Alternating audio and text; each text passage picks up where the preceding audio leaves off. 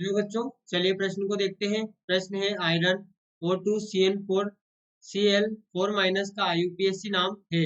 विकल्प A chlorotetracyano dioxo ferrate second ion, विकल्प B chlorotetracyano peroxo ferrate second ion, और विकल्प C chlorotetracyano super oxo ferrate second ion, और विकल्प D इनमें से कोई नहीं। तो देखिए बच्चों, यहाँ पर बात करें प्रश्न की मुख्य अवधारणा की।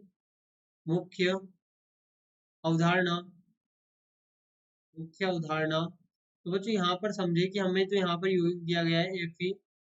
यहाँ पर इस प्रकार से हमें दिया गया है FeO2CN4 Cl4 माइनस। अब बच्चों यदि यहाँ पर हम इस 4 माइनस को हटाएं और यहाँ पर लगा दें K4, तो ये यहाँ पे K4 तो हमारे पास में धनायन हो जाएगा और ये हमारे पास में ऋणायनिक संकुल हो जाएगा। तो यहाँ पर ये K4 तो नहीं है, लेकिन इसके ऊपर माइनस चार्ज लगा है, इसका अर्थ क्या हुआ कि ऋणायनिक संकुल है। यहाँ पर ऋणायनिक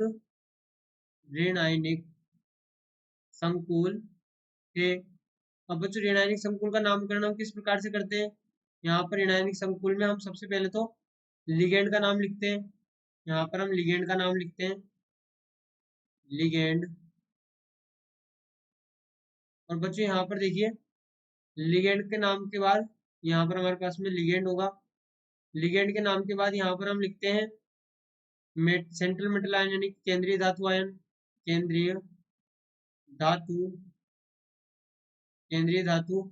और बच्चों केंद्रीय धातु के साथ में यहाँ पर हम केंद्रीय धातु के साथ यहाँ पर हम लिखते हैं +8। यहाँ पर यदि हम ऋणायनिक संकुल की बात कर रहे हैं तो +8 केंद्रीय धातु के नाम में, और यहाँ पर इसके बाद ऑक्सीकरण संख्या, ऑक्सीकरण संख्या यहाँ पर हम लिखेंगे। तो अब बच्चों यहाँ पर ये ऑक्सीकरण संख्या जो होती है रोमन में होती है। अब बच्चों यहाँ पर ध्यान दें, हमारे पास में यहाँ दो पॉसिबिलिटी है। यहाँ पर संभावना, यहाँ पर हमारे पास में दो संभावनाएं। क्या संभावना है कि यदि हम यहाँ पर आयरन की ऑक्सीकरण अवस्था +3 मान लें, तो हमें यहाँ पर देखिए जो यहाँ पर O2 मेन है, हमें यहाँ पर देखिए नाम तो सब तीनों सेम दे रखे हैं, ऑक्सीजन में चेंज है।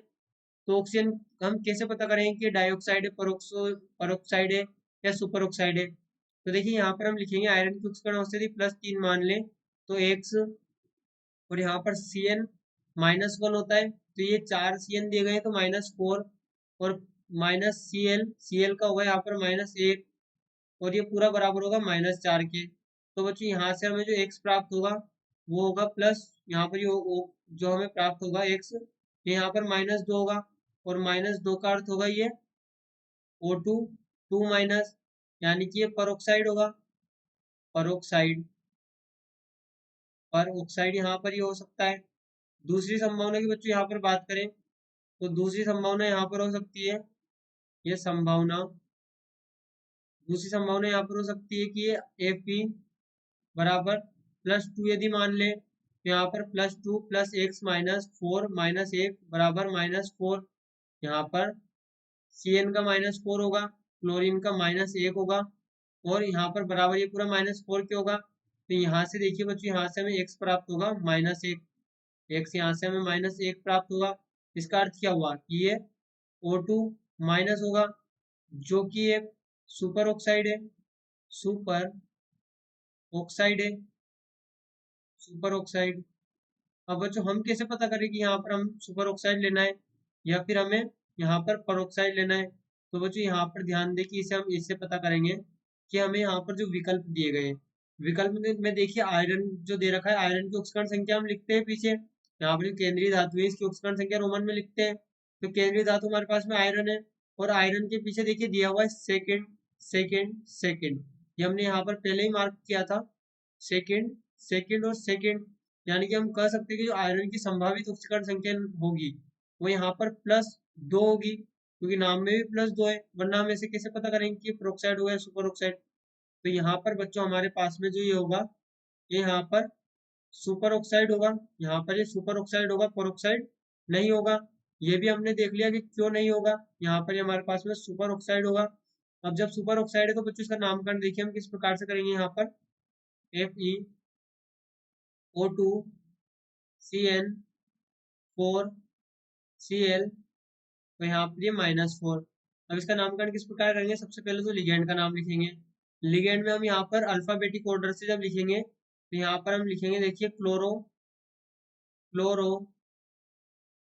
टेट्रासाइनो टेट्रा, यहाँ पर हम इंग्लिश के अल्फाबेटिक ऑर्डर से लिख रहे हैं, टेट्रा साइनो टेट्रासाइनो।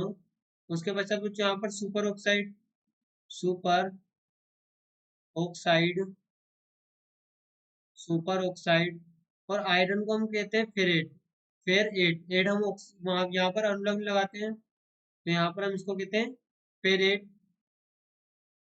फेरेट। और देखिए हमने ऑक्सीकरण की संभावना, यहाँ पर आयरन की संभावित ऑक्सीकरण संख्या क्या देगी, +2। यहाँ पर ऑप्शन में भी सभी में +2 है, यहाँ पर ये सेकेंड। और आयन बना हुआ है, यहाँ पर नैतिक संकुल आयन बना हुआ है तो यहाँ पर ये आयन, ये बच्चों यहाँ पर इसका नाम होगा chloro tetracyano super oxide ferrate ion. तो देखिए यहाँ पर सुपर ऑक्सो फेरेट भी हम इसे कह सकते हैं, सुपर, यहाँ पर हम इसे लिखें super oxo ferrate super oxo ferrate super oxo ferrate second ion. ये यहाँ पर बच्चों हमारे पास में इसका नाम होगा। तो देखिए हमारा जो सही विकल्प होगा वो होगा विकल्प C, chloro tetracyano super oxo ferrate, chloro tetracyano super oxo ferrate. ये बच्चों यहाँ पर इस संकुल का IUPAC नाम होगा, IUPAC नाम। आशा करते हैं आपको प्रश्न समझ आया होगा। धन्यवाद।